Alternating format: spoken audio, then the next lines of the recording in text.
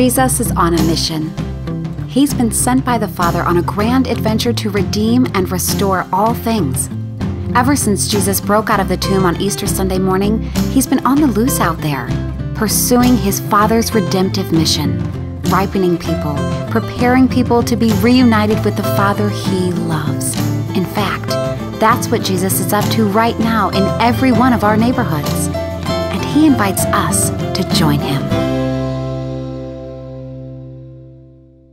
Hi, I'm Greg Finke, and this is my wife, Susan, and together we'd like to invite you onto an adventure of discovering how to join Jesus on his mission in the places we already live and work and go to school. I'm excited for this. Jesus is on a mission. He's already been on the loose in our neighborhood, and he's on the loose in your neighborhood too.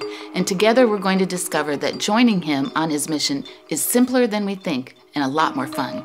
And why is that? Well, we have a secret weapon. Jesus is actually on the loose out there in the places that we live and work and go to school, pursuing his Father's mission. All we have to do is seek him and join him. So come along with Susan and I. Let us show you how to join Jesus on his mission. Welcome to the first segment of your adventure with Jesus.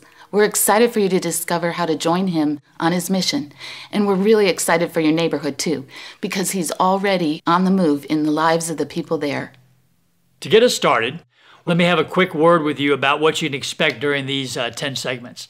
We're going to follow a simple three-part rhythm. Number one is that we're going to present a key insight from the book, Joining Jesus on His Mission. Number two, we're going to give you opportunity to process that insight with your group. And then number three, and this is probably the most important part, is we're going to give you time at the end of each segment to identify and write down what you think you're going to do as a result of the insights and discussions that you've had during that segment. Think of it as a self-identified assignment for that coming week so that you can actually have a little experience joining Jesus on his mission. This is very important because that helps us to move from simply talking about it, joining Jesus on his mission, to actually joining Jesus on his mission in the lives of real people. So don't worry, we're not asking you to take a giant leap into being a neighborhood missionary all at once. Rather, over the next several weeks, we're inviting you to take baby steps that will help build your confidence and experience in joining Jesus. And remember our secret weapon. Jesus actually is already on the move, working in the lives of the people out there, and he intends for us to join him, and we'll show you how. That's right. So that's really the goal of each of these segments, to help you gain experience and confidence in looking for, recognizing, and joining with Jesus in the lives of the people that are already around you. So let's get started. Joining Jesus on his mission. When we usually are helping people to become everyday missionaries, we start with a simple little question. So how's Jesus messing with you? Now, we don't mean how's he messing with you like a bully picking on you, but rather we're talking about how's he messing with your status quo? How's he messing with your presumptions about how you live your life as a Christian? When Jesus messes with us, he wants to get our attention, and he wants us to look up from the daily routines of everyday life and notice what he's showing us. Why does he want to do that? Why does he want to get our attention? Because he intends for us to join him. In a remarkably short amount of time, North America has become one of the largest mission fields on the planet. The odds are very good that right now, wherever you live in North America, the people in your neighborhood and workplace are unconnected to a local congregation and may not be connected to Jesus at all. We are no longer a church servicing a community filled with Christians. We are now a church who finds itself in a mission field, and we weren't trained for that.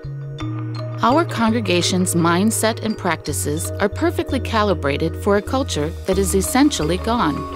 The church Greg and I grew up in the 1960s and 1970s was well suited for the largely churched culture that existed at that time.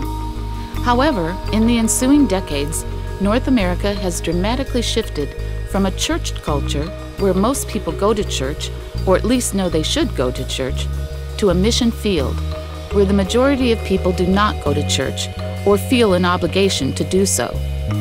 The trouble, of course, is that most churches and churchgoers continue to think and operate as if the culture is still essentially churched and looking for a church home, and it isn't.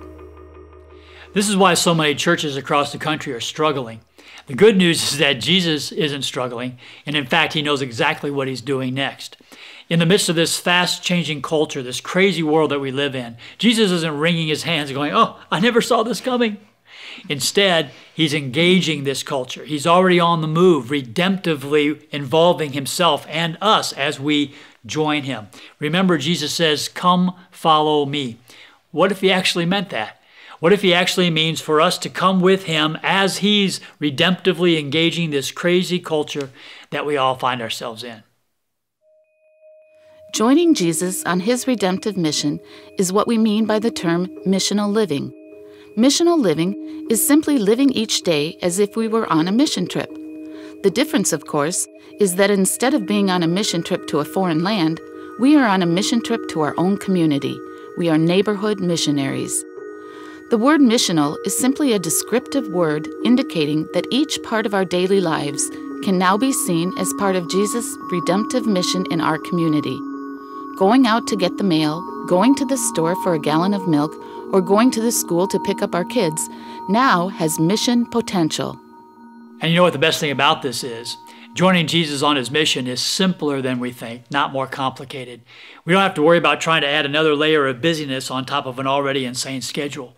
Rather, what we're talking about is starting to see our schedule, see everything we're trying to pack into a day with Jesus in the middle. We're joining Jesus in the middle of our busy everyday lives.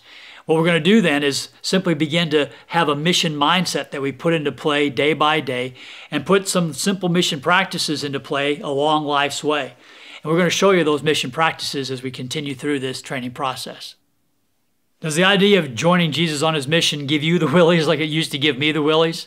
Well, there's probably a good reason for that. You might have something precisely backwards like I used to. I used to be afraid that I had to go out for Jesus rather than simply going out with Jesus. I used to be afraid that I had to somehow go out and be a Jesus salesperson rather than being what he's actually invited me to be, a Jesus follower. Well, the good news is when we're joining Jesus on his mission where we live, work, go to school, hang out, it'll look like to those people like we're being a good neighbor. It'll look like we're being a good friend. So you ready to take up the mission mindset and practices that will position you to join Jesus every day? By God's grace in this training, you will move from uncertainty to understanding and anxiety to excitement in becoming a neighborhood missionary. So as you look around where you live, work, play, volunteer, hang out, who are the people that are already there? And what's Jesus already up to? Who's he inviting you to notice? What's he inviting you to do? Let's go find out.